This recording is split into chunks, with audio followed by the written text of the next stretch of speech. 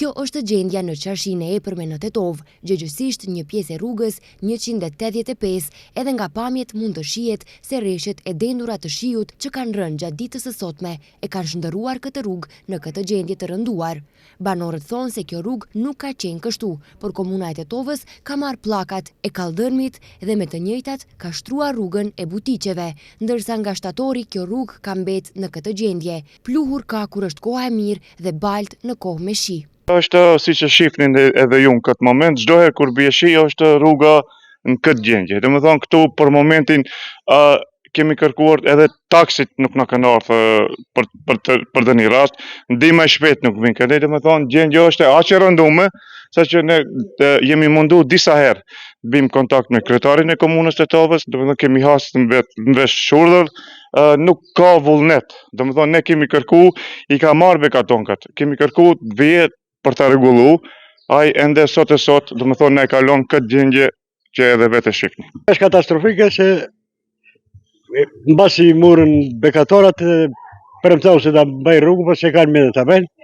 A ne vujmë këto, kanë pleq, kanë smut, ka njerëz, shifë se është gjendja.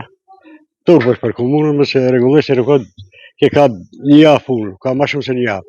Sa me shi këto botë, po edhe jo kur ka shi, po edhe pluni i madh është, jo se nuk vetëm shi, pluni edhe më i keq se shi është. Se pluni i dëmton më shumë ndon njerëzit. Prej kur janë tërhiq ato kallëdhëna prej rrugës lart, edhe verës, po edhe dimrit, po edhe tash pranverë, gjithmonë ka probleme. Kohën e shiut, ja, e shihni vetë, në çfarë situata është rruga, jo vetëm për komsorët, po edhe për makinat e për gjithçka. Është problem tjetër se kur bën kohë e mirë, pluhuri mbyt këtë lagje, prej në altë, bjetë botë fjalë për një zonë diku. Nga komuna e Tetovës dhanë premtim se gjatë muajit maj apo qershor do të fillojnë punimet për asfaltimin e kësaj rruge me mjetet që do të lëshohen nga qeveria.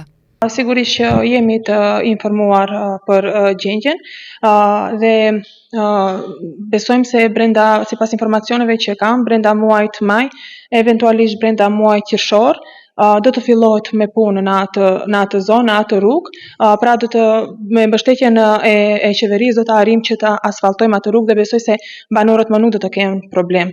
Banorët e kësaj lagje deri sot dërguan edhe pamje se si të rreshurat e shiut futen në shtëpitë e tyre dhe kanë vërshuar oborret e tyre.